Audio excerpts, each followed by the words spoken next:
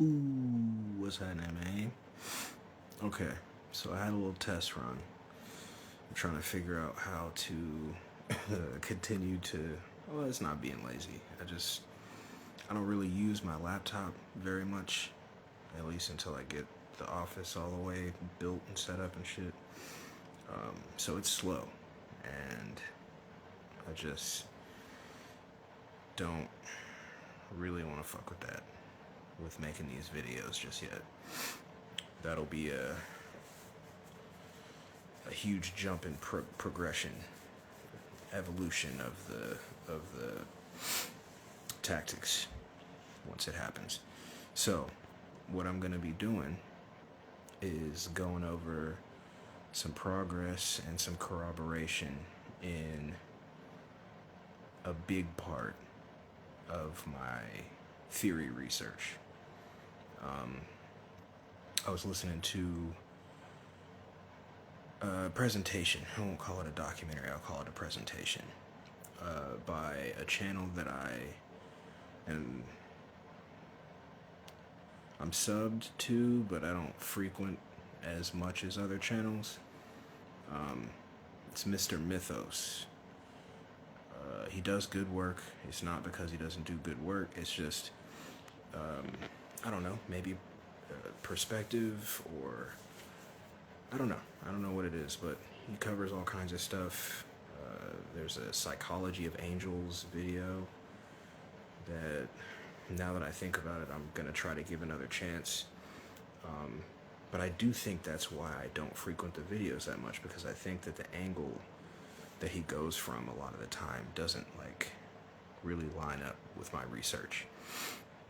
So I wrote notes. I don't do that all the time, and I run into an issue because I'm not using a laptop, and I don't really like iPads, so I'm not gonna get the iPad. So what I'm gonna do is, if I need to reference my notes, the video is gonna cut for a minute, and then I'll be back. And I believe I've done that before, and I assumed that a portion of my video was cut, but really what happened was my indicator light for the video stayed on, so I thought I was still on, but I wasn't. So now I know better, and it's kind of a editing hack a little bit. So to set things up a little bit, I'm watching this video presentation by Mr. Mythos, and he is talking about the UFO UAP phenomena, and how there is an alternate theory, an alternate, you could almost call it a chronology of events that has not only been sort of shelved, but almost hidden. And this particular explanation and iteration of the phenomena not only makes more sense, but it encompasses more situations, more phenomena, and the more that you look into it, you see more corroboration. It's not something where you are being asked to just believe in some shit, because if you really think about it, there's a bunch of movies about it, and a bunch of theoretical framework that's been set up with very little tangible evidence. That's how I view the UFO UAP thing. Matter of fact, to take it a step further even,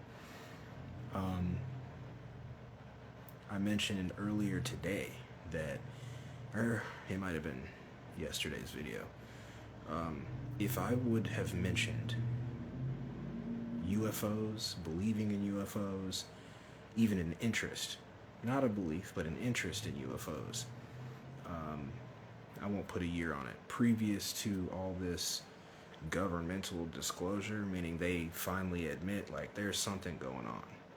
Not to say even what it is, but there's something going on. We do admit that. Then they start tossing all these videos at you and testimonies and people going before Congress and Senates and shit like that. You would have thought I was crazy. You would not only think I was crazy, you would tell me that you think I'm crazy, or laugh, or whatever. And I, say this from experience, because I'm not new to any of this shit. It's caught on quite a bit here lately, but I've been on this since I was a kid. Not necessarily researching per se, but definitely a heavy interest and experiences of my own, which I may get into in a different video. Damn, I didn't even think about that. I should share that. A couple things. See how y'all. I might do that shit tonight, bro. Yeah, I'm gonna do that tonight. It'll be a separate video, but I'm gonna do that tonight. Yeah, so if I were to say anything about that in anything other than a joking way, you would have tripped on me for it, right? And to go the farther back you go until you reach a certain time frame, you would be ostracized if you expressed anything other than, humor about UFOs. Now, all of a sudden, the government starts talking about it and supposedly admitting, that they've known, and so on and so on. Now, all of a sudden, everyone believes. But I think one of the things that people aren't taking into consideration or remembering is that by taking these phenomena specifically in siphoned information from the government specifically, you are now entrusting the information that you're building your knowledge base off of from the very same entity and agencies that lie about everything. They lie about virtually everything, basically everything. So, which to me, that's too big of a contradiction. It doesn't make any sense to do that. For, if you consider yourself to be a truther or a conspiracy theorist or whatever, synonym you want to call it, it doesn't make sense for you to be like, look at how they lied about, the JFK assassination. Look at, the 911 incident, to look at all these things and be like, they lied. But then UFOs come around and you just eat that shit up like it's gospel. What sense does that? That makes zero sense, right? And so, I've been kind of not even on the fence. I've been suspicious of the shit the entire time. And that goes for not just government released shit, video clips that people keep posting of phenomena of,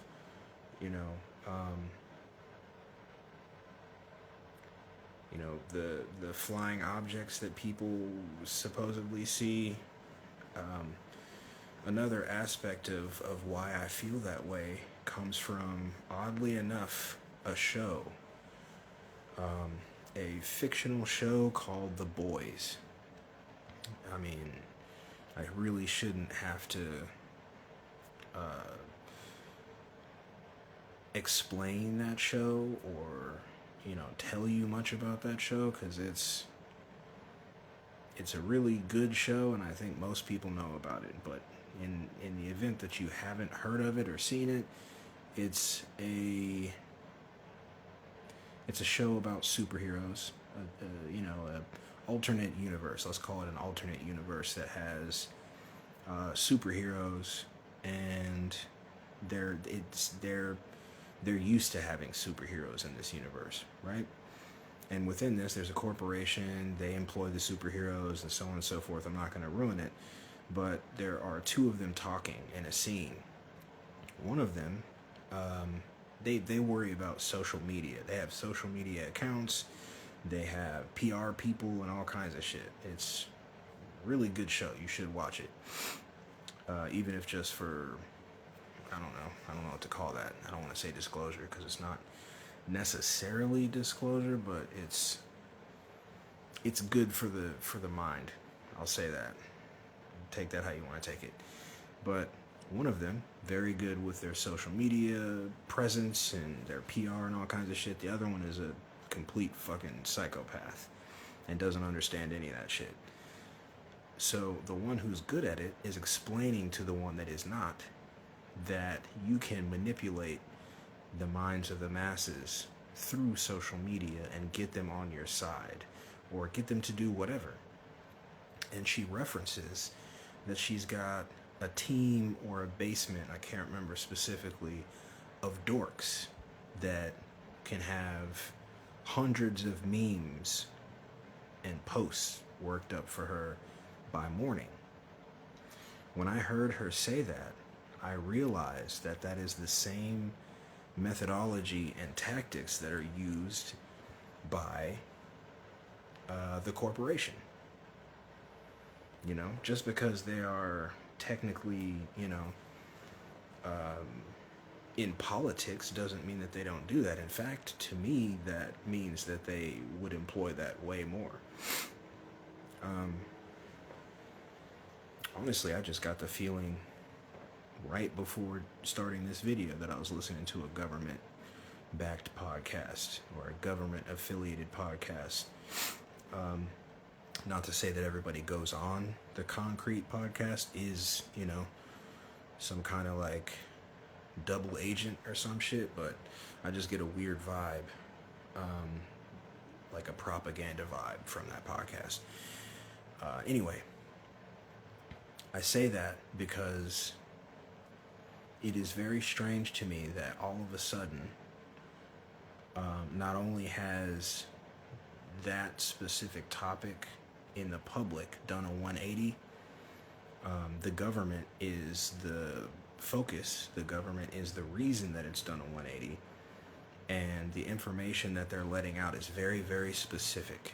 It's very specific, it's very calculated, and they're not talking about specific shit. I've got another video that goes into just one aspect of something they're not really referencing or talking about. And not just, in statements, but in the documents and the itinerary, I called it. I don't know what the better word to use is. I know there is one. But in the itinerary that they released, basically outlining what they're going to be disclosing and investigating, not once do they bring up experiencers, the people that get abducted, the people that get assaulted, the people that are never seen again, the people that are murdered. Like, they don't reference any of that. There is no intention at all of them talking about any of that from what I read. And if I'm wrong, definitely let me know, but I can't say that I saw anything, and I haven't heard them even talk to one person.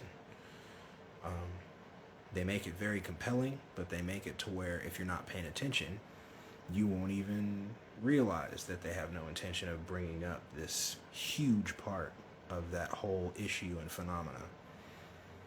And so that leads me to even less trust, the quote disclosure that is coming from that camp, from that corporation. And I mean, like I said, they're liars, bro. Like they fake things all the time. I've talked about that too. They faked a vampire invasion. They faked a zombie uprising. And they do these things in third world countries, but that don't fucking matter. They'll do that shit here too. They just maybe take longer to plan it out, whatever. And so all this comes together to keep my mind open to other theories, to other examples and evidence. And generally when people are called crazy or they're ostracized or made fun of for their research or their position on shit like this, I want to hear about it, because you're the biggest entity in these borders, outside of the borders in a lot of places. Arguably, if not the most, the second most popular and known about country and government in the world, right? So if someone was saying things that you knew were incorrect, or that you disagreed with, meaning there's no way to really tell if either you or they are correct, you're at such a high level that it's not necessary for you to murder that person. It's not necessary for you to drag that person's name through the mud, or get them fired, or manipulate their family to make them leave them. Many of the tactics that are employed, not just in this topic, but anytime you lock up with, and grapple with this political entity, that's one of the main things that lets me know that there's something like off, is if they start attacking you, or start doing things to you, or start making sure things happen to you. That, to me, is a good indicator that you are telling some truth, or you are shining some light, whether it's intentional or unintentional. Even if you're just showing that they're not telling the truth, you could be wrong and still showing that they're not telling the truth, and they'll still get after you. So within this podcast, he talks about, he goes over multiple scenarios, and I'm gonna reference my notes real quick, because I want to kind of go in a specific order so that this makes sense. And I think what I'm going to end up doing is, it won't matter by this point. I should have said this at the top of the recording, but I'm going to put in the description when I actually start talking about. No, I'm not, because all of this is pertinent to what I'm saying. I'm not going to tailor this shit for people with short attention spans. I can be patient. The shit that I say it helps to build, context for this shit. So disregard what I just said. I'll be right back. Give me a second.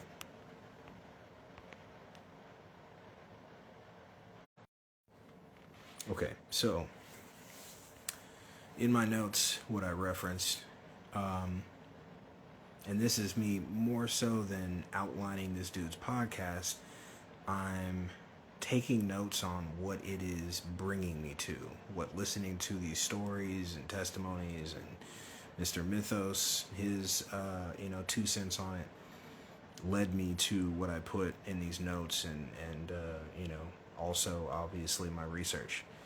So for the sake of the theory, let's say that multi-dimensional tricksters, in the beginning of the times that we have records of, position themselves as gods. They can do things that we as a different species couldn't do. They can give us things that we couldn't provide for ourselves. And I say us and our and all that stuff because just for the sake of conversation, because self-deification is a real thing. That's just not the topic of this video, so I'm going to say it like this for the sake of the video. So within setting themselves up as gods to be worshipped and, sacrificed to, meaning, I think food, entertainment, sexual entertainment, tests of integrity and loyalty, and again, just entertainment in general for some of it. I believe that they did set themselves up as gods. I believe there is a finite number of them. I'm not going to say what I think the number is because it could be a few, could be a lot. But I do know and have referenced before that they changed their names. And if you think back to many different religious texts, not just the Bible, but many different religious texts, you see many times it says that they live for much longer than we tend to live now. Hundreds of years, 900 years, 1,000 years, so on and so forth. If you were to have, a completely different makeup and access to other densities, other dimensions, whatever you want to call it, and let's say you're not even incarnating fully in like the same type of avatar. Honestly, you can't even apply physics as we understand them to these beings. I guess that's the main takeaway. Then you could present as living for a very, very long time. You could even keep recreating the same avatar for a significant amount of time. Meaning one avatar breaks down or dies, and you just incarnate a new avatar that looks exactly the same or presents exactly the same. And so these multidimensional beings, after setting themselves up as gods, they're able to rule and subjugate and manipulate and, kind of keep control over the realm in its entirety. If you don't want to worship this deity, you worship this deity. You create a system where your conglomerate of multidimensional beings that have positioned themselves as deities. It's almost kind of like how things are now. Like, think of, for the sake of argument, Republicans and Democrats. A lot of people now have kind of come around to the fact that those are the same. They're not. There's no difference, right? Their points might sound different. Their jargon might sound different. They might come off as representing different values, but they are a part of the same club. They go out to eat together. They party together. They they get weird with each other. It's an illusion of separation. But behind closed doors, they are a part of the same conglomerate, right? They have the same itinerary, the same goals, and they know that it's easier that if you control both sides of a dispute, of a war, of a decision, then you don't really have anything to worry about. Same thing here. And honestly, I also noticed that in the justice system with lawyers and shit, defense and with the defense and prosecutors and shit. Anyway, they set it up to where if you don't worship this deity, then you worship this other deity. And maybe it seems like you're worshiping something vastly different, but when it comes to certain main issues or main rules and regulations or practices, they end up kind of overlapping, like sacrifice, stuff with kids, cannibalism, or the opposite of those things. A lot of them were kind of virtuous, but if you really pay attention, you start to notice that they might have been virtuous, but they didn't really do very much outside of personal reason or personal gain. So like if they fought each other, it was over personal shit. It wasn't because, oh, you did all this shit to these followers, that was wrong. It's always personal shit, right? And as far as like what I mentioned with them changing their names and essentially becoming new deities, if you look at religious studies and if you look at agreed upon history, I'll call it that because I think that a lot of history is false, you start to see a lot of delineations between deities. So like Lucifer, even though Lucifer is not a deity, people people say that, you know, Lucifer is Prometheus. People say that, you know, El is Yahweh, is Jehovah. And it depends. Some people think that El is Yahweh's father. Some people believe that it's the same deity.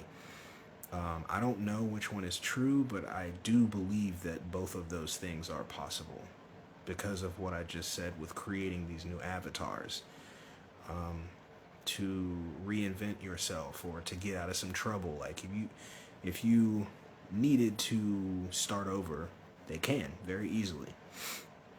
And we're starting to see more talk about things like that now. Even that technology being made available to us as regular beings, right? And so if you take that into account and don't immediately reject it, then you have a situation where these beings that aren't really gods, they're just beings that have existed for a long time and have honed in a lot of very, very, you know, advanced technology to be able to do things that these other beings from this new realm that they maybe created, maybe they didn't create, haven't seen before. And so if you look through religious texts, if you look through agreed upon history, you start to notice that the gods were fucked up. These gods were terrible to you know, so-called humans and animals, if you want to get technical, and even the planet, even the realm. Very destructive, very emotional. They many times call themselves benevolent, like El called himself the benevolent, but when you really look at a lot of these deities, depending on what iteration or pseudonym they're under at the time, they're very malevolent. They're fucked up, you know, physiologically, mentally, like psychologically fucked up. And they played with beings as if they were like toys, you know, go sacrifice your son, and then they stop them at the last minute, or they don't. You know what I mean? Like sometimes they did. And so it got me to thinking, listening to this presentation, what if they were to, after a while, exhaust that? Like, what if they got to a point where these so-called humans were sick of that shit? Like, nah, I'm not finna sacrifice all my kids for you. Or I don't feel like killing all of my goats that are gonna, you know, sustain my family for the winter or for however many years just to, you know, smear blood all over my door or whatever goofy ass shit you just asked me. I'm not doing that anymore. I think it's very likely and probable that you maybe come across an event like the Tower of Babel, which, you know, there's some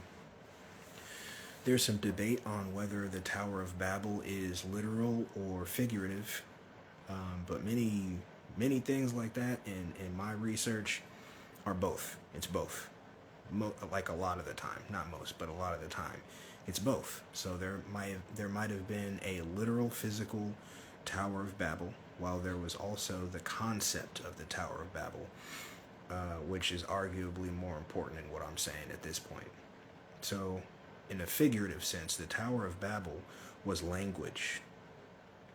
And in this sense, I don't think that just meant like speaking to each other. I think within speaking to each other, these different civilizations started to realize not only were the gods being pieces of shit, but they sounded a lot alike. Like, okay, so you worship Thor over there, and we have, we have Yahweh over here. And then they start to talk about aspects and personality traits and things that they make people do, maybe things that they say to people, or even physical, physical traits. That's not the right word. Not just physical traits, but like mannerisms. Like, if you wink at people a lot, that's something that they start to notice, right? And so, who's to say? Because I really do believe that the personifications of these tricksters, they're still a consciousness. They're still a being with, many aspects of what we have.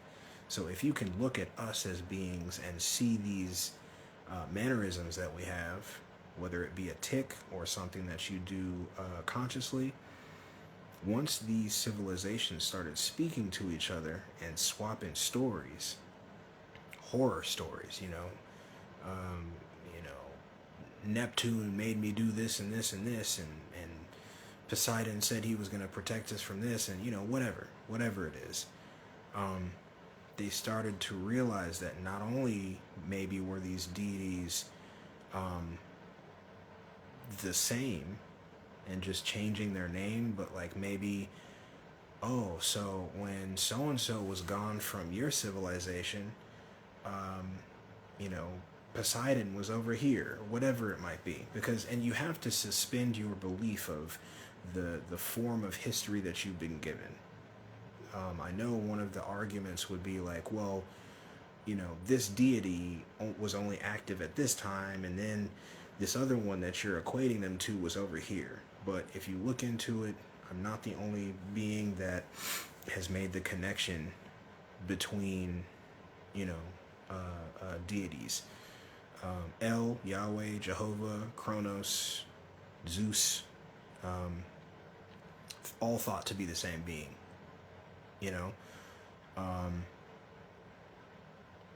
and that goes for a lot of them. A lot of these deities that people have worshipped before, they share many, many, many traits, physical, personality traits, things that they ask for, practices, even food they eat. Like it gets very, very deep. And so, back to the progression, let's say these civilizations, once they realize that these deities are not only, on some weird shit, like some sneaky shit, but they're also foul to everyone. So they're corrupt. They're not just, if you're treating one nation or civilization like shit, and you're their god, you can say to them that, oh, I'm just doing this because this is what you deserve. This is what you deserve. You need to repent more or do whatever the fuck they tell them to do. And this is honestly pimping.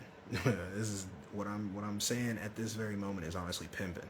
Well, this civilization over here, they don't cause me any issues. They always have my sacrifices on time. All their firstborn kids, all their female children, all come to me as Baal. Think about that. Think about the psychological warfare, and once again, microcosm, macrocosm. If we as beings employ these tactics, these terrible tactics on each other, and we were made in their image, then where would we be getting that from? Where would that come from, right? And again, I say we just in explanation because, whatever. So they start to notice that the gods are maybe not what they thought they were. And, we don't know how intelligent these beings are. It's starting to come out that, we've been manipulated on a lot. We've been led to believe and taught in schools that people were idiots in the 1800s and then people were idiots in the 1700s. These things aren't true. You can look at, ancient Egypt. Their technology was completely different from ours. Their everything was arguably better. And I honestly have a theory that they had things that we think they didn't have. Like, we think, oh, well, at least we have computers and TV and shit. But if you go look, there are glyphs, some fake, but some are real, of them with these same technologies. Stargates, TVs, and computers, and there's fucking cars and tanks and helicopter glyphs and shit. Like, we really don't have an honest grasp on what history was, what the real mystery was. All we have is the agreed upon history, which a lot of people like to say, that the colloquialism, his story. It's not our story, it's his story. Not my story, it's his story.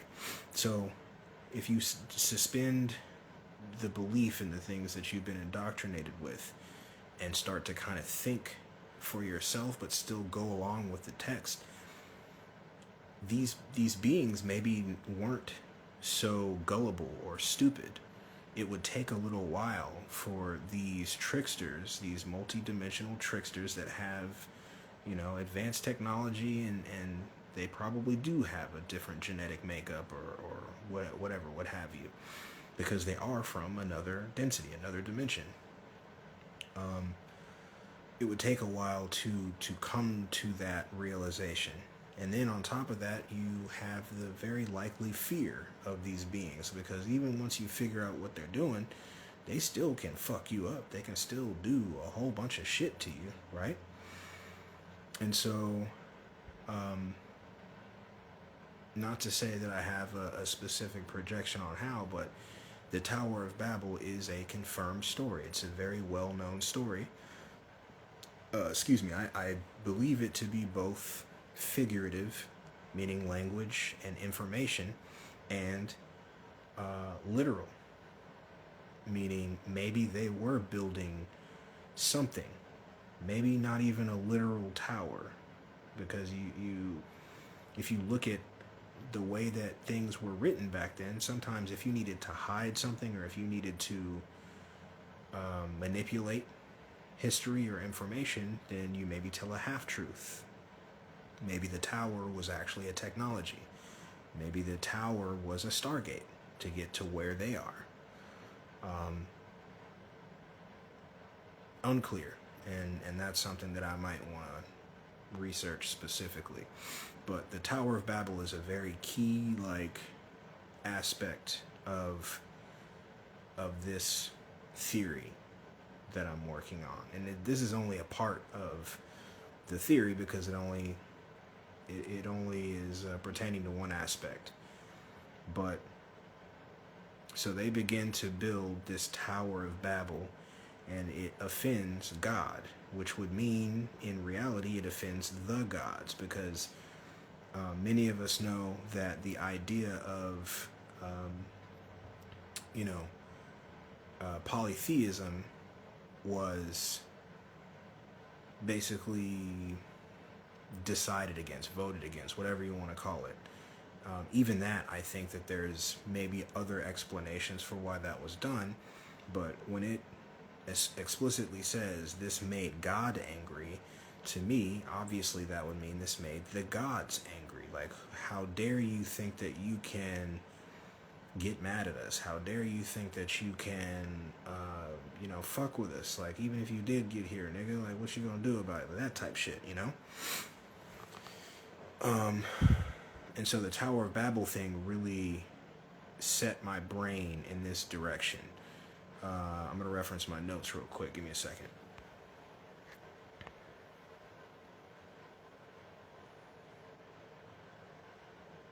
Okay, so the slave beings were beginning to build the Tower of Babel, quote unquote, meaning unifying suspicion and rebellion of the gods. So we covered that.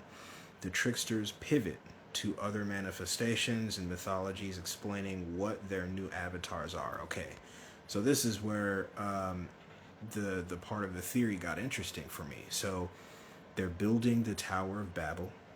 We think we understand what the Tower of Babel is, but the Tower of Babel, as I said, could have been a technology.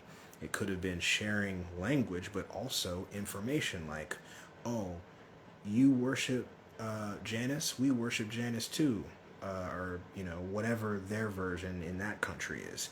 And they start to realize that they're being misled, they're being subjugated, they're being sacrificed, eaten. Many different possibilities for what's happening to these multiple civilizations. They group together, and maybe they are more capable or more fear-inducing for these gods, these multi-dimensional tricksters, than we might think now. And so, yeah, for sure, for sure. A lot of this just kind of started coming to me right before I hopped on. So I'm almost working it out a little bit now, like roughly. And so once the tricksters, these gods, start to realize, oh shit, not only have they realized what we're doing, they know that, over here I was Zeus, and over here I was Kronos, or they know that over here I'm, Jehovah, and over here I'm Zeus, or,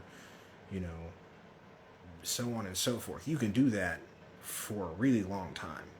A good bit of my research a couple months ago, or I guess it was longer than that, was making the delineations and connecting the dots between all these deities.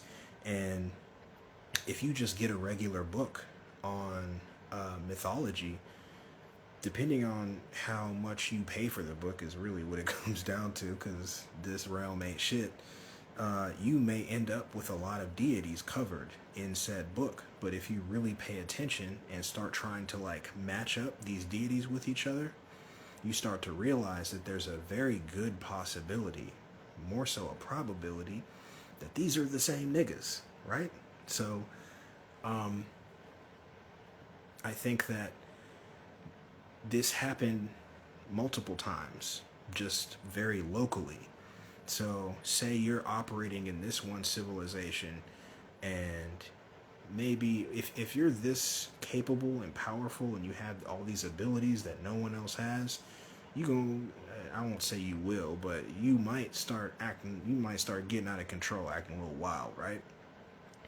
Let's say you get out of hand and then they're about to fuck you up. They maybe figured out how to fuck you up, or they always knew how, but they loved and cherished and respected you. Once that was gone, and you legit, maybe you don't even have to fear for your life, because you are a capable being, but they're not giving you your shit anymore. They're not worshiping you. They're not sacrificing shit to you. They've moved on to other deities and so on and so forth. That wouldn't work for you, right? So you decide to either reinvent yourself in this place that you're at, and maybe you can, have two avatars at the same time. You kill one version, or, you put on a show. Let's just call it you put on a show.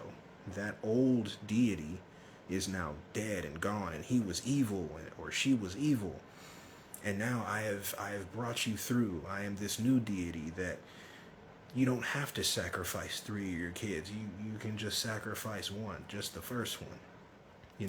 There are so many possibilities to the psychological warfare, the psychological manipulation that could have been done by these deities that are far older.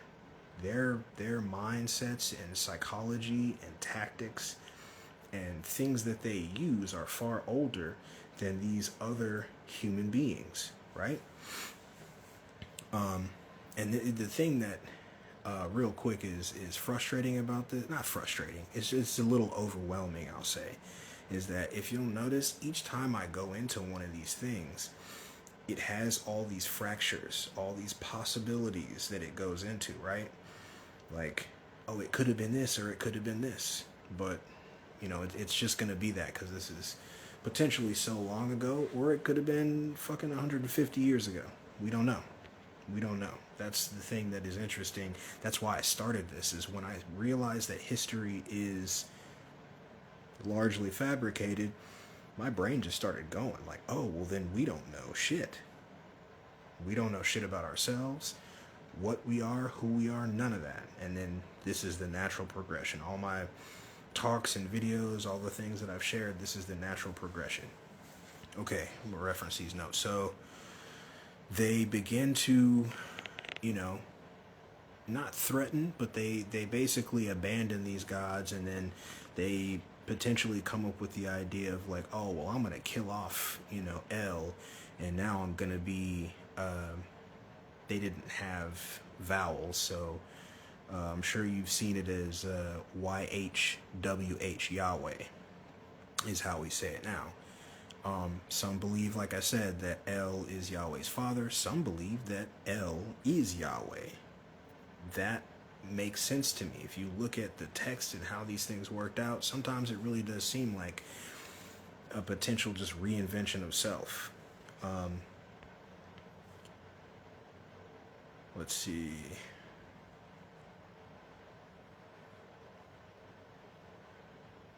Oh, yeah. So, what I put next was may have even been after infighting and splitting into smaller factions.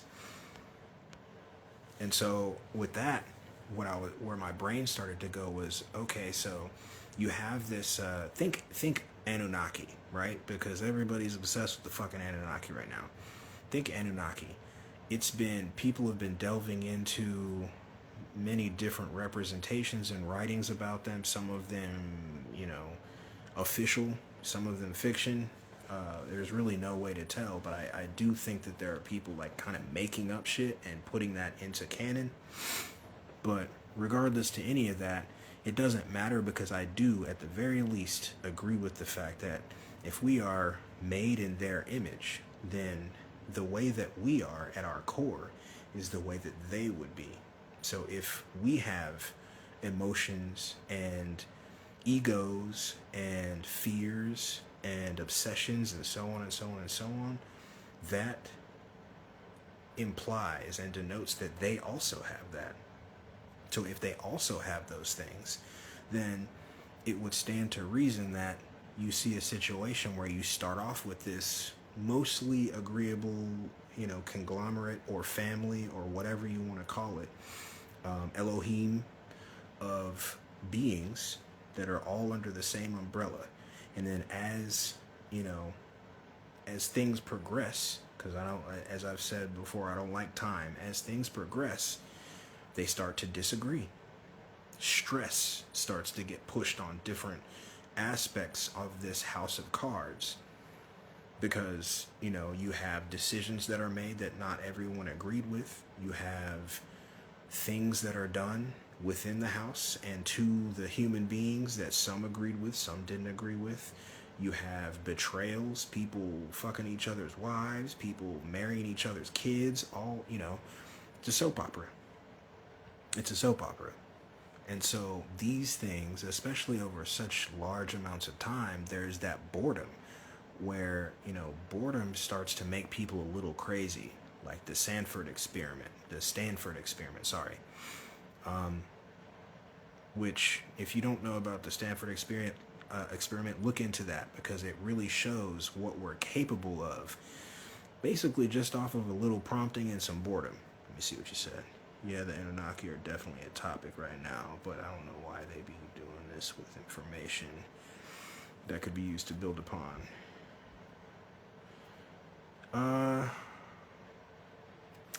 I think it's more so that it's hard to, like, for one, you got people that are trying to, like, make money off all this shit. Like, I really want to know the truth, and I think that there are many beings that do, but I think there are just as many, if not more, that just see an opportunity to make money, to be honest with you. Or attention. There are a lot of people that want fame and, they want fame, they want to be remembered, or whatever it might be, So, I know what you mean, though. And so, you have this soap opera going on with this Elohim, this conglomerate, this family of multidimensional beings that have similar capabilities and abilities as each other. And as things progress, they start to fracture. They start to disagree with each other. They start to fight. They start to, become envious. They start to become violent, just for the sake of being violent. Also, even just boredom. Like, I've been doing this for 5,000 years. Like, what can I do that I haven't done already? That has always sounded kind of stupid to me, but I'm not, as far as I know, immortal. At least not in the way that these beings sounded like they were. So I don't know what the fuck my brain would be like after 5,000 years. I don't really want to do that, to be honest with you. When people say I want to live forever, nigga, you crazy. I don't. I'm not even close to wanting to do that.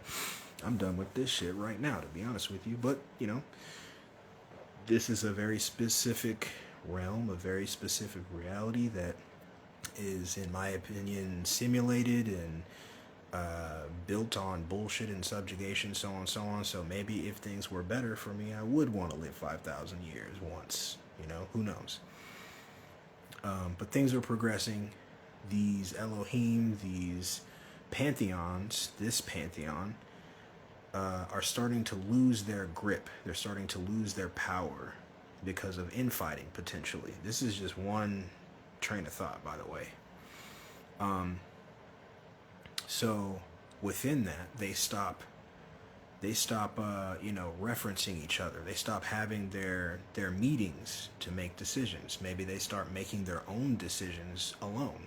Like, rather than going and asking Anu or Kronos or Zeus or whoever you want to call it, I'm gonna go make a new avatar and fuck that nigga. I don't care if he cares, if I do it or not. I'm just gonna do it, Again, if we're made in their image, there are some of us that are like that. Once we get upset, or once we feel slighted, or once we feel entitled, we might start to act a little different. I don't think that it's different for them. I think that's where we get it from. So as things progress, they start to make what I would call now mistakes. Because if you're not coming together to be a unified front to make your decisions, then later on you're going to start slipping up and you're going to start saying stuff to these beings that are supposed to be worshiping you and serving you and feeding you and so on and so on, that makes them even more angry or even more suspicious or entitled or empowered even. Because you don't want them to be empowered if you're subjugating them. Because most of what you're relying on is their fear and reverence of you. So if you as a conglomerate start to fuck up and they start to realize, you know what, these niggas is actually kind of weak. They're fighting and beating the shit out of each other and fucking each other's wives and shit. Like, that's not very godly, right? And I'll say again, I don't believe that previous civilizations were as ignorant or dumb as we've been taught in schools. In fact, a lot of the times that they say people were dumb didn't even exist. The Dark Ages did not exist. That was some shit that a monarch, a king, decided, you know what, I want to start my rule in the year 1000. So he added hundreds of years of fake history. He had someone write some history up. Another example of this is Francis Bacon writing Francis Bacon writing parts of the new version of the Bible, compiling other texts into the new version of the Bible.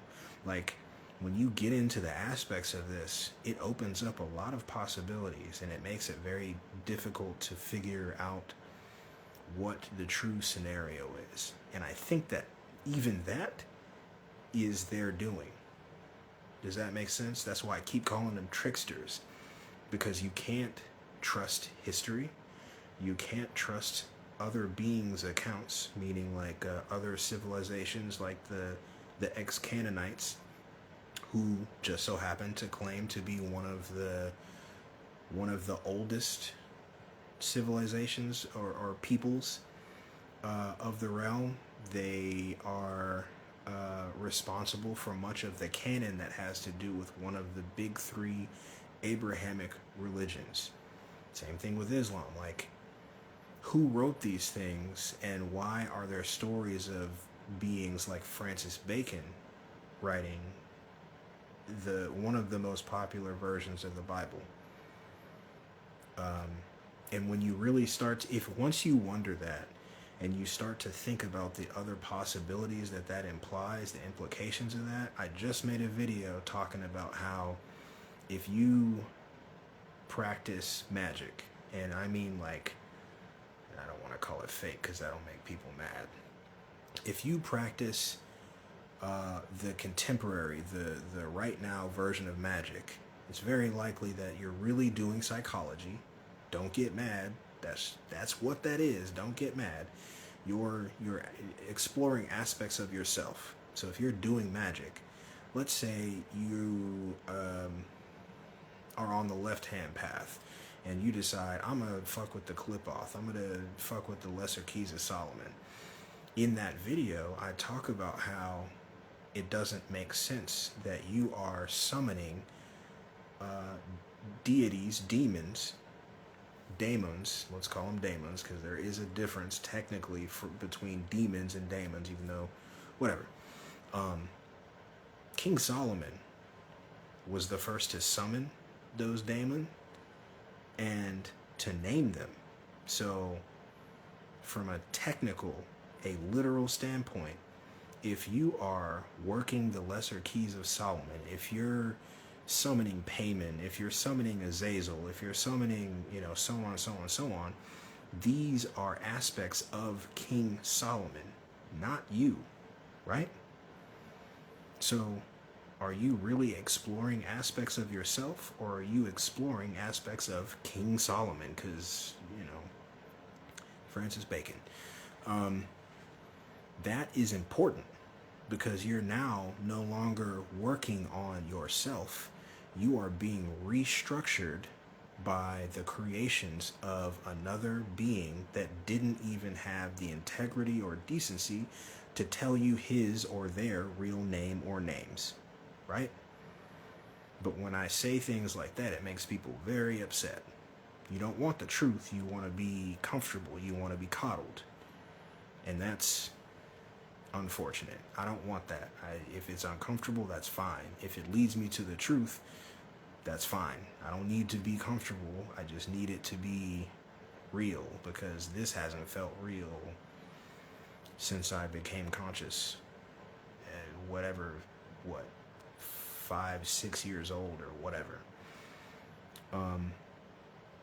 It's very important to look at these aspects of things, and this specific line of research has led me to what I'm kind of going into right now. Let me hit my notes real quick to see what the next thing I noticed was. Okay, so they're breaking into smaller factions because of the things that they're doing to both each other.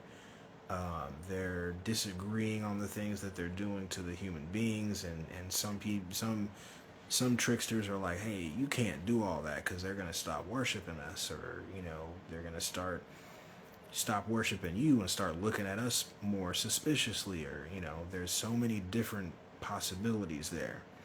And so the next thing that I noticed was that they start to employ new methods of psychological manipulation to retain control.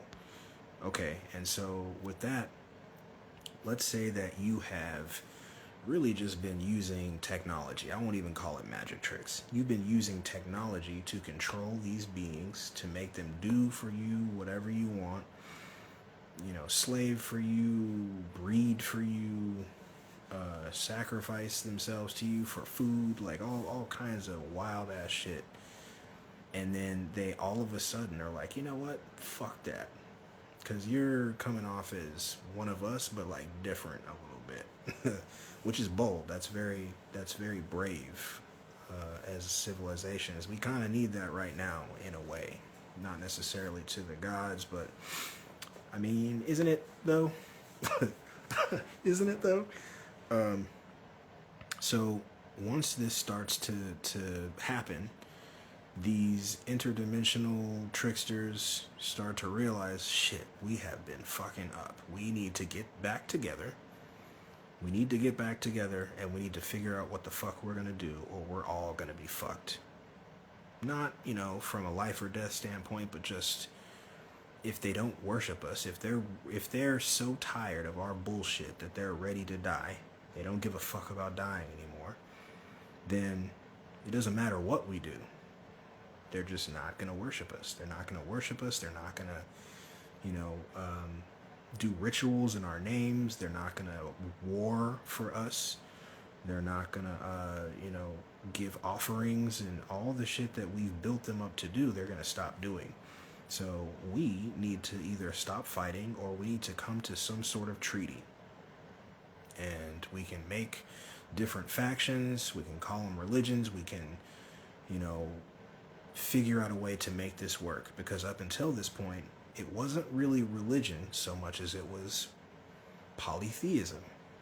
You can, and there's many different versions of that. You can worship more than one God. You can worship one God, but acknowledge that there are other gods, which is not the common thing now.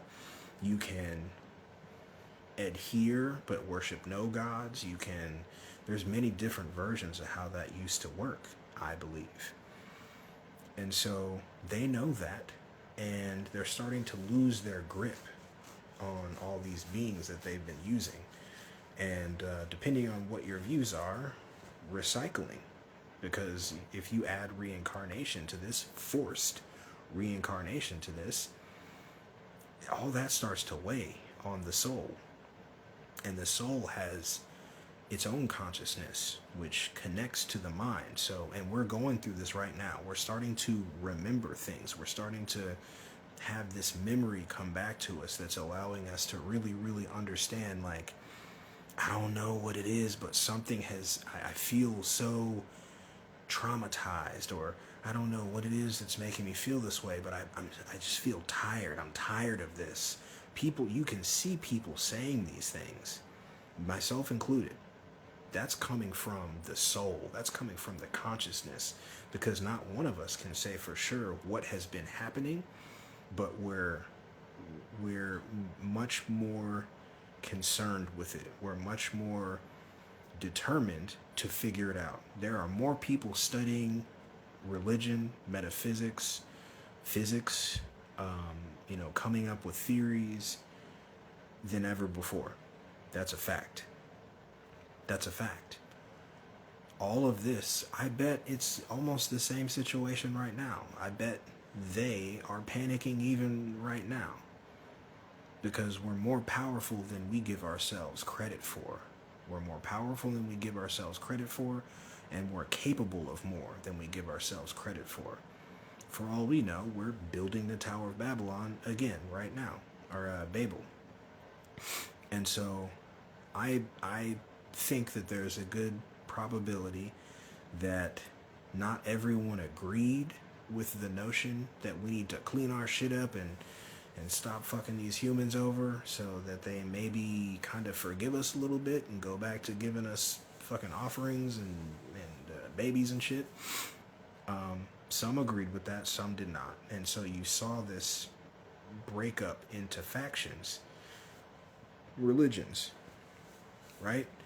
And by that, I don't just mean that each faction was a specific religion, more so like maybe one faction, they have one of them in this country, they have another one in this country, they have another one in this country, and they pool their loot together, and so on and so on and so on. It's like an international corporation or something like that, right?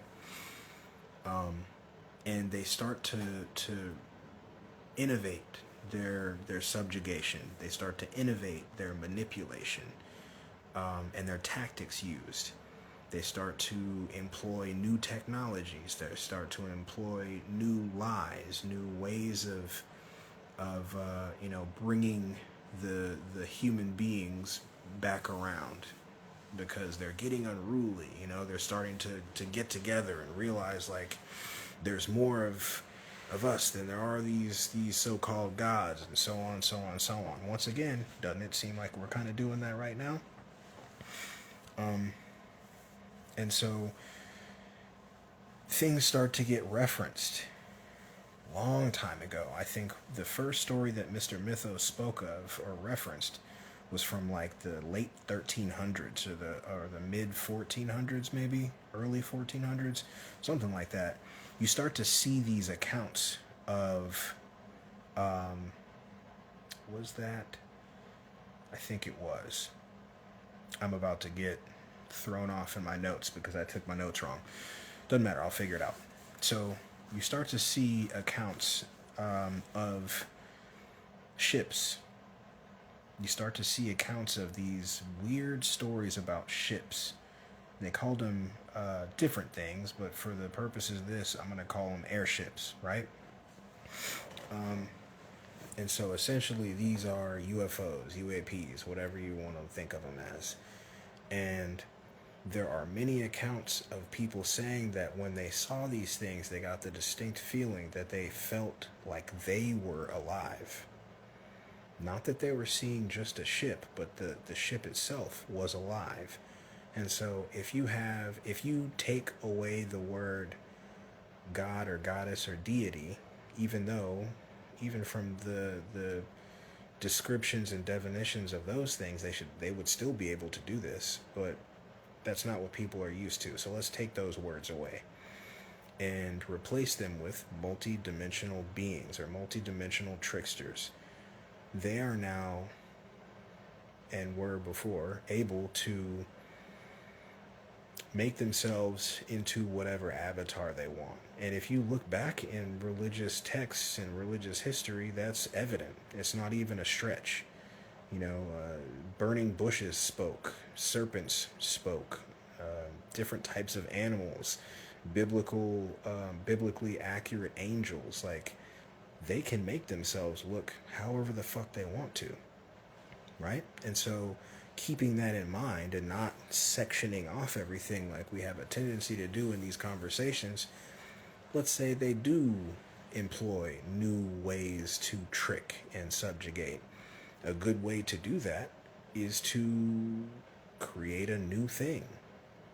It instills fear, wonder, all kinds of various emotions and responses. So it sounded to me like at a point they started making these ships appear. And again, being said that they got the distinct feeling that it was alive. Not that they were seeing some sort of chariot necessarily, though they called them chariots. They called them sky chariots and chariots of fire and all kinds of shit.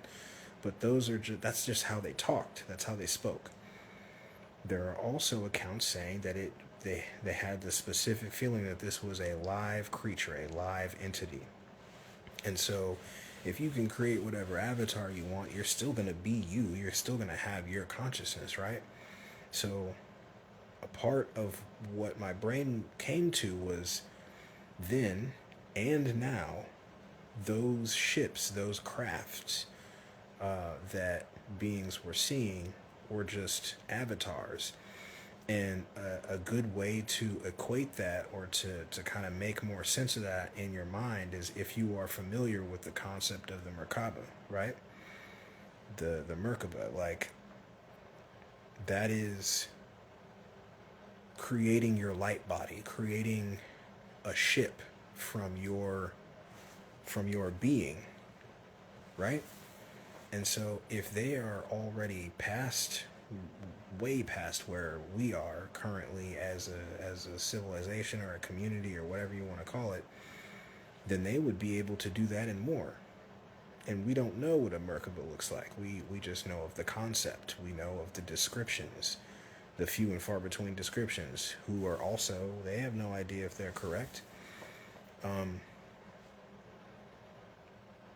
If you are able to separate yourself into multiple avatars, you could create this Merkaba, this ship, and you could also have pieces of yourself inside the ship walking around, going through the motions of driving this ship, or actually driving the ship. Who knows? The mechanics of it can go all over the place. And you start to...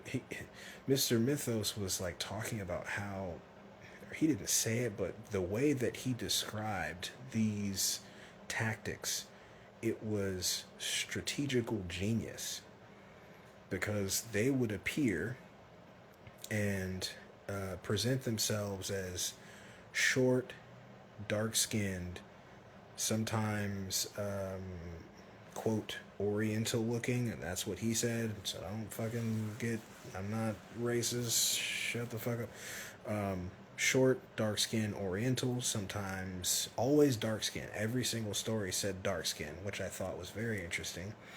But big eyes, big dark eyes, but humanoid. And not this bald little like cyborg shit that people keep talking about, the grays and all that. For all I know, that's some new shit. You know, maybe that's a newer iteration because they thought they wore out the welcome of what I'm talking about now. Which makes sense because from the 1300s to you know 1900s or 1800s, let's say, just to be safe, that's 400 years, 500 years. So the iterations that were first spoken about in contemporary times were these between 5 foot and 5'5", dark skinned, humanoid looking beings with hair. And it didn't sound like they had just straight black eyes like the grays or short grays are described. It sounded like they just had big eyes. So imagine a human being,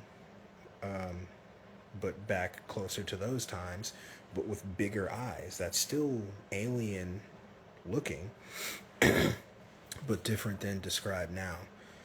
But they kept doing this thing where they would show up with a ship, and there were no ships in these areas. All these stories, I believe, were in America.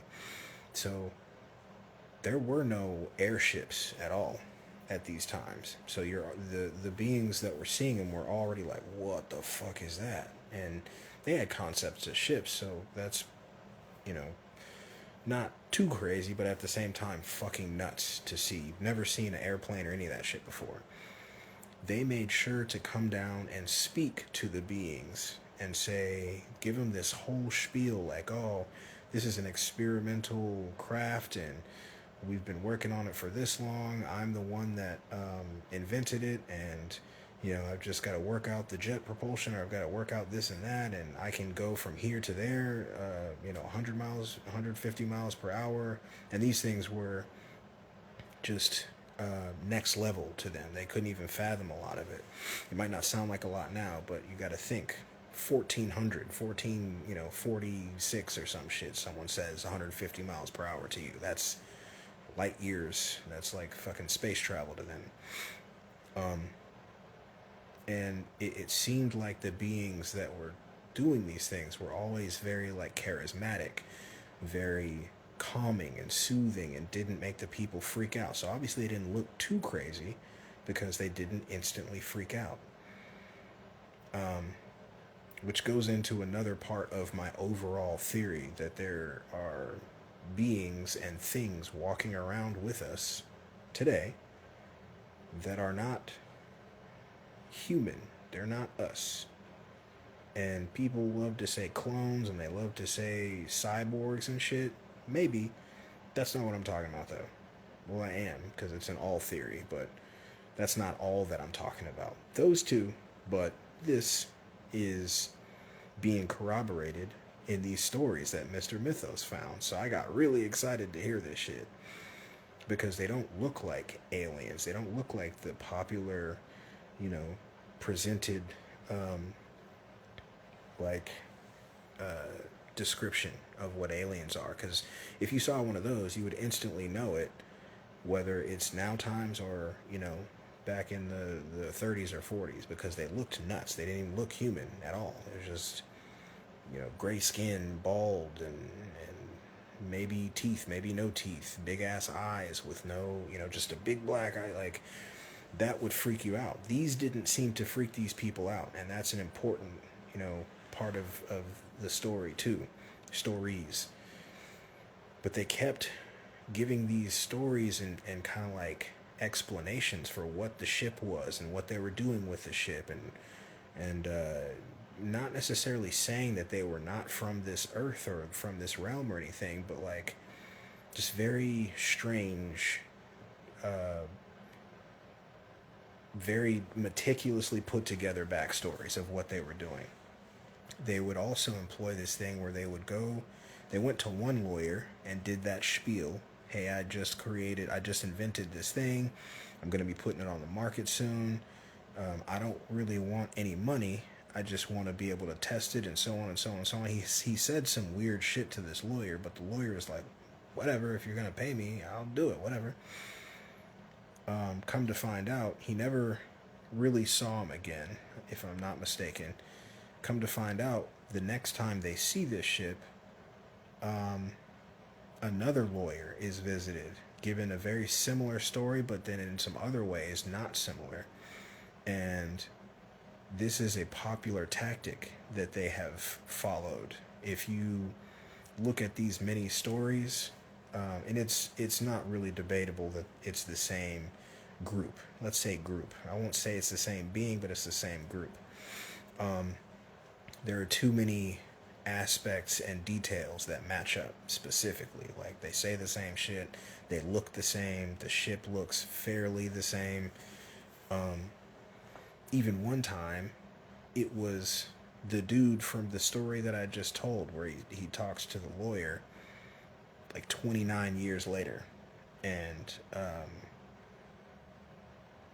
think it said he had like a long beard all the way down to his waist. So he's in the story telling this new person that this was his uncle's creation, and that he went through this whole like story of how he came to this point, and he's so excited to get the technology out.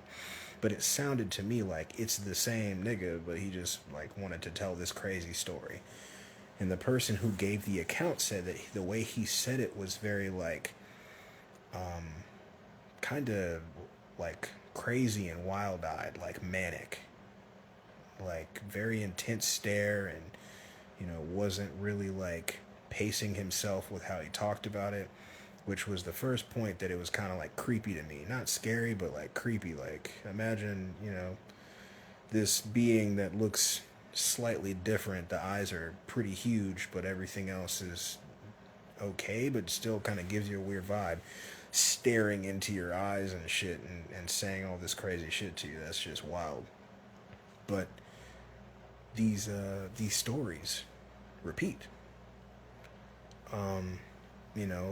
They started doing this thing where they would drop a rope with a anchor on it and just let it drag behind the ship until it caught on something. And they would make sure to do this in populated areas so that they'd be sure that beings saw it. Very specific scenarios, very specific situations, so that they could be sure that they would not only see it, but they would share it with other people and make sure it got broadcast out there, so a lot of people would know about it, at least locally, if not more. And it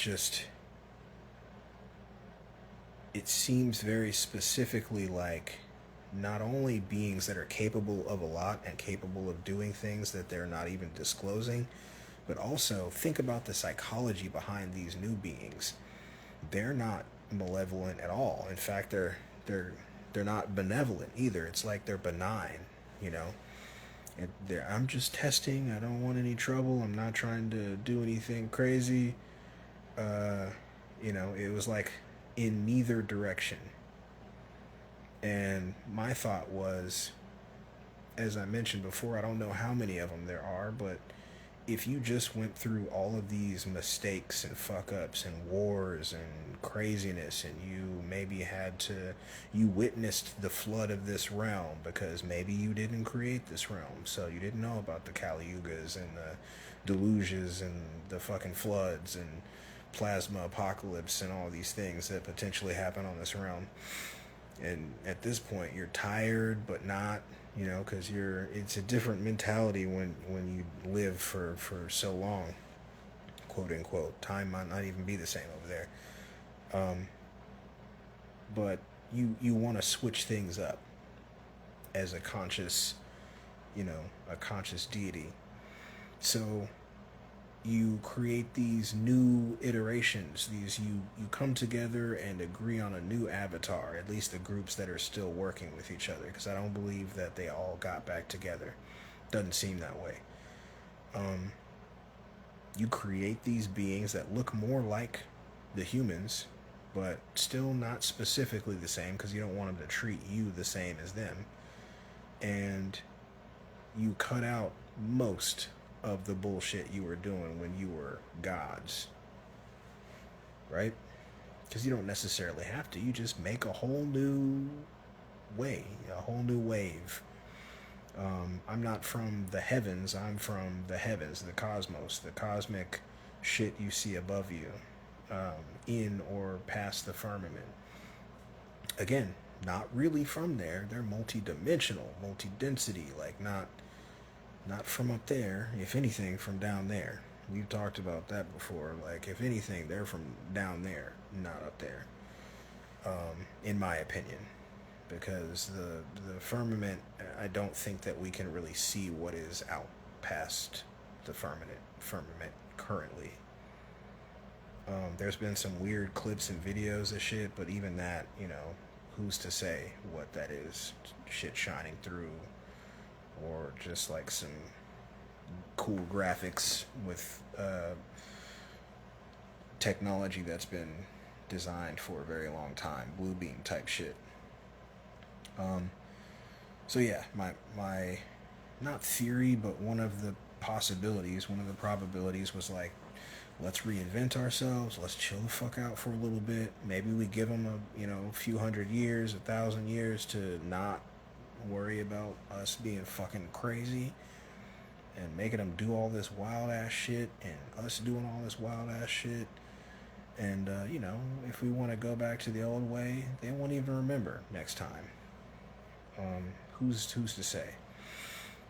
But one of the important aspects of that to me was the fact that they, in this scenario, are broken into factions. Maybe one faction decides that they want to do the alien shit, the reinvention of these beings that, live amongst or visit, or, they live amongst but don't make themselves seen or known as much anymore because they're still trying to give, a break. Then maybe another faction is like, nah, fuck that, we're gods. Like, they have, fallen into their own shit. We're gods. We're just gonna make ourselves into new gods and keep this shit fucking going, bro. We're gonna keep it pushing. And then, maybe that faction that wants to stay deities, they also employ a new method, and they start recruiting humans. They start recruiting human beings to become closer to them, or demi-thems, or, alchemists, or hermeticists, or, Egyptian pharaohs, or ninjas. Like, the possibilities of this shit are vast.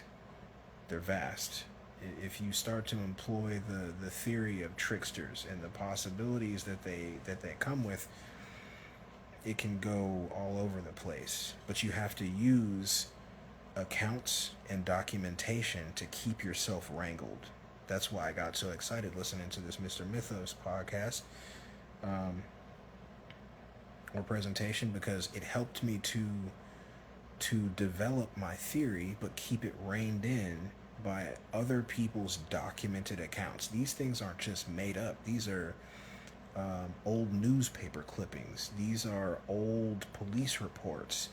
These are books and journals from the 13th century, 14th century, And as I mentioned, I don't believe in time necessarily, but either someone was so capable and or bored that they made all of these accounts up and all this shit up, which is possible, not at all saying it's not possible, or this is a clue into a very different version, a very different scenario of our mystery, not history, mystery. Because regardless to how you feel about what I'm saying as probabilities and possibilities right now, you can either, admit to yourself that history is off. This realm is run badly. This realm is not a good place as people keep wanting you to tell yourself. Anytime a being wants to claim that, it's because of some dogma or because they're in denial. Some degree of denial. If you tell yourself that this is a positive place that is mostly good, you are in denial. That's just my view on it, because there are too many horrible, terrible, disgusting,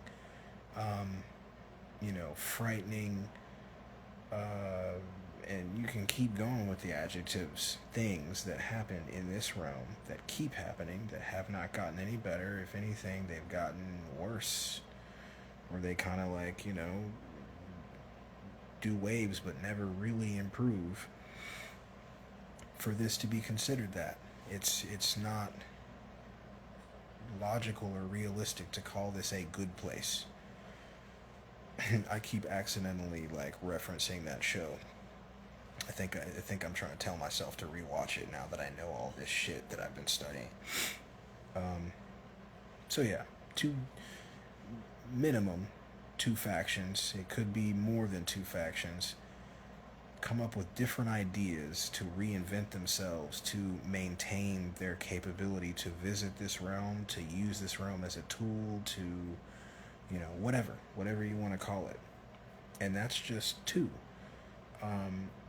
There were also accounts from Ireland, which, if you haven't discovered what I have happened to discover about Ireland, check out Mind Unveiled. Their videos on, it says their videos on Tartaria, but it's really just like research into the old world. Ireland is much more important than many people think, and that made me kind of proud because I have some Irish, ancestry, direct. But that is another cradle of known, or I won't say known, documented society. They do really, really good work, really good research, and Ireland is very important to this realm, or whatever you want to call this simulation. I don't know. There are accounts from Ireland of fairies, fairy folk, and there was another name that was like almost kind of prehistoric for them. I think it started with an A. Watch the Mr. Mythos video; you'll hear it in that. But same thing there. Tricksters, similar mechanics. Funny thing is, beings think that gods don't need to eat and that they don't do things that humans do. That's never been true. I think that's just beings that don't really read or study the thing that they worship or say they're interested in, which is very common. I'm not talking shit necessarily. I am talking shit. That's stupid. But they did eat, they did have sex, they did marry, they did divorce, they did fight. They loved, they took care of their families. Like everything that we do as beings, the gods did also. They just did other stuff too. So they ate food.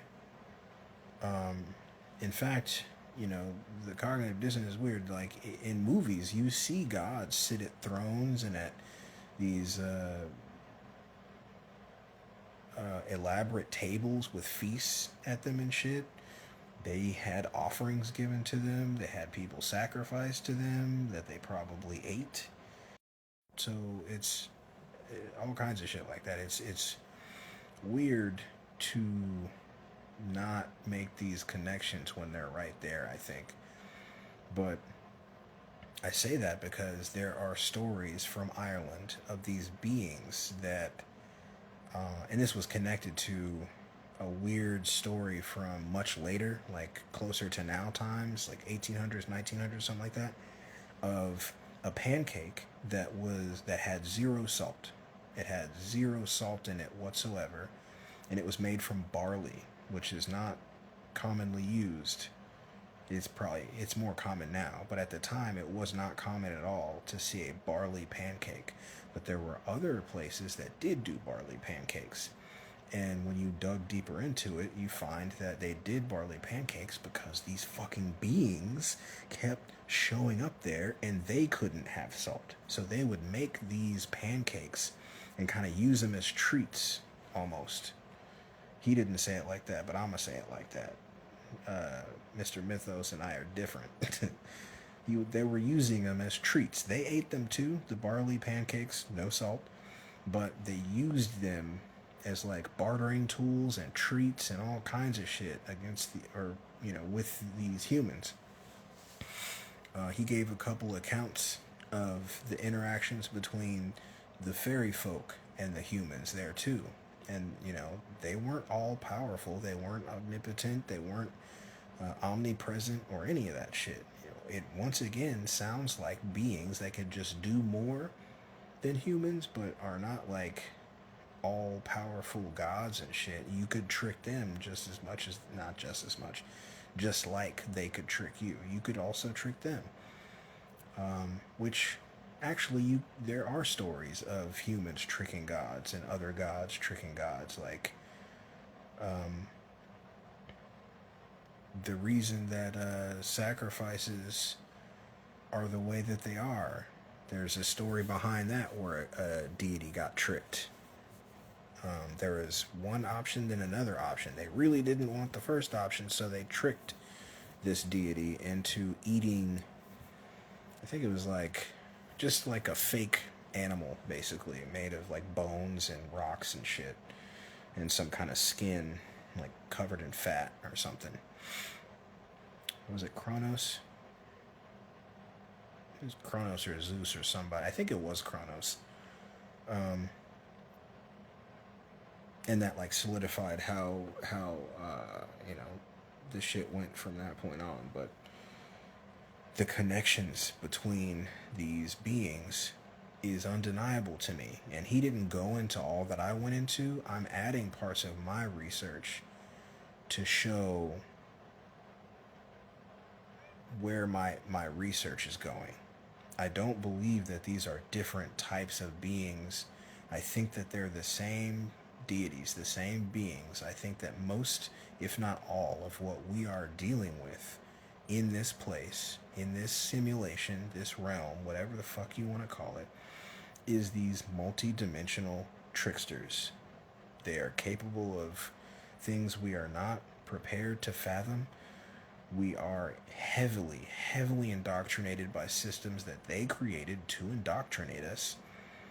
The stories and accounts that were given by the Americans in the 1300s, 1400s, and so on, they employed very specific tactics to make certain people sound fucking crazy. They would tell you something and then go tell that nigga something else, and then help and aid in making one or both of them sound crazy. This shit was so tactical and creepy in the precision that they used that I couldn't help but laugh as I'm listening to it. Could not help but laugh, because it is being done right now. There are people, if people were paying attention, on a larger scale to the stuff that I put out, there are people that would hear this and just go immediately to ostracizing, making fun of, calling crazy, and all kinds of shit. But I'm not just saying the things that I say. I can show documentation for much of it. Some of it definitely intuition, but I tell you that it's intuition. I tell you that I'm taking my research and making leaps at certain points. Not very many points, though. And then when I do make those leaps, there has not been a time where I haven't, kind of I'm going to put a pin in that, because now I'm starting to kind of, come up with my own progression of this aspect. It always comes back around. This isn't a new section. There are just this is like hearing a presentation corroborate a lot of my theory. The only jump that I'm making within this presentation or talk that I'm doing right now is from the gods to the aliens. But the delineation is solid for me. I'm using intuition there. Maybe something will come around that can start to corroborate, like the way that they spoke, the foods that they ate, the foods that they couldn't eat, whatever. But the reality is that there is already sort of a corroboration in the fact that they're using technologies and capabilities and abilities that we all find to be extraordinary. We can't do these things, they can. So that already separates what they can do from what we can do. And so that puts them in the same,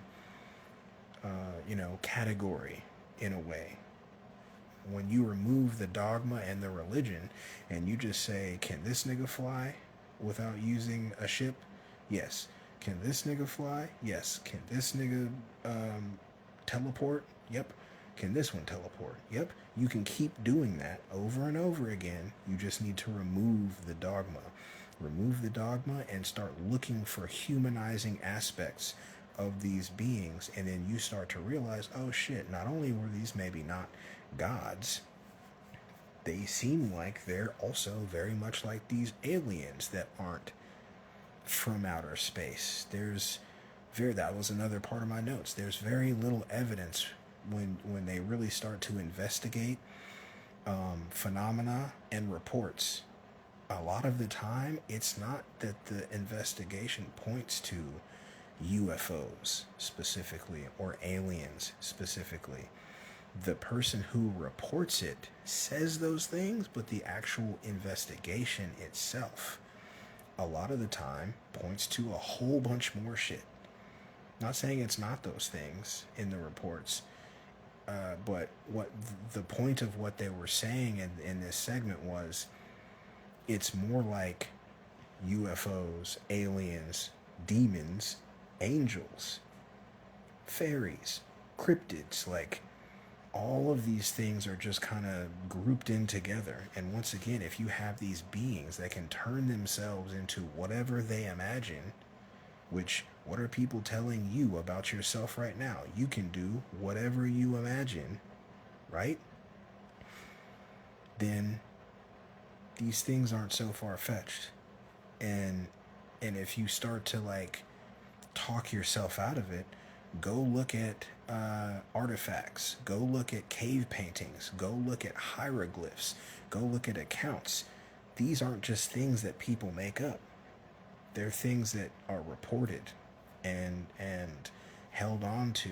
There are indigenous tribes that have stories of these beings. There are accounts from essentially the beginning of written language of these beings, from before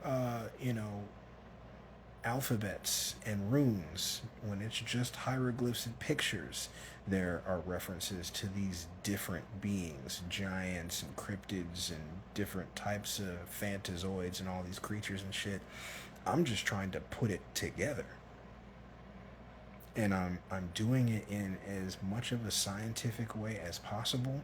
But for me, this specific episode with these accounts, and I gotta give Mr. Mythos a very sincere thank you, gratitude. You really helped to give me some fuel. You gave me some tangible corroboration, and it helped me to start to make a bridge from the gods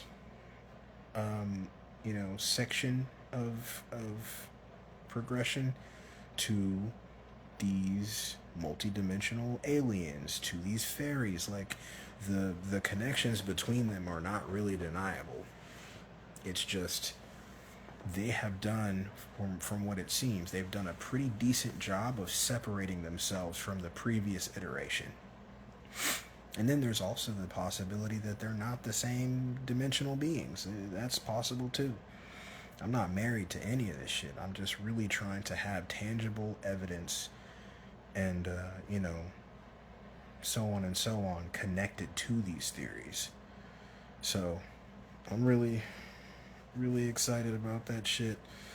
I'm not going to keep on hold me in. Let me see if that was the end of my notes real quick. I gotta piss. Yep, that's all. All right, so if you have any thoughts or anything you can add or want to add, or if you just want to like debate or talk about it, whatever, hit me up. I'm gonna go take a piss, bro.